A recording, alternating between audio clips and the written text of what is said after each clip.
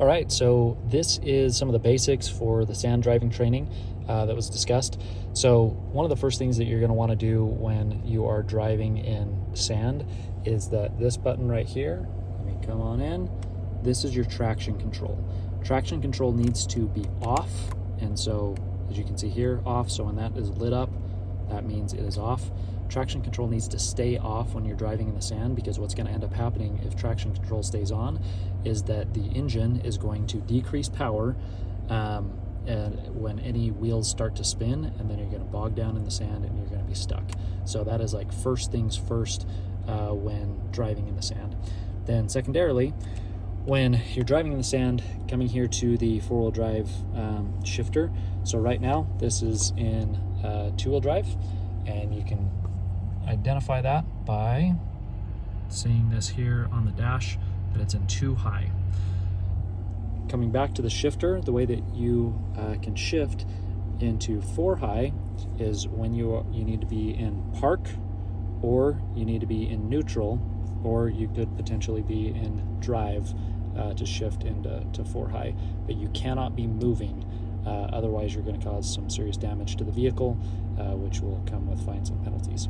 So here, grab the shifter, just pull it straight back, and what will start to happen, I wasn't quite fast enough, but that 4 high light will blink while it's making a transition to 4-wheel drive.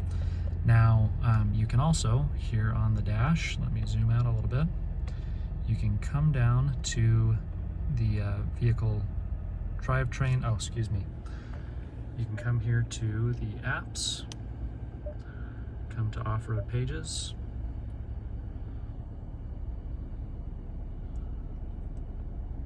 once these load up, it can also give you indicators of let's come to drivetrain. It'll give you indicators, okay, that you're in 4 high. So for sand driving, there's pretty much never a reason why you would need to be in 4 low. 4 low is going to be for rock crawling, things like that, and that is not something that's permitted as part of the vehicle terms and guidelines.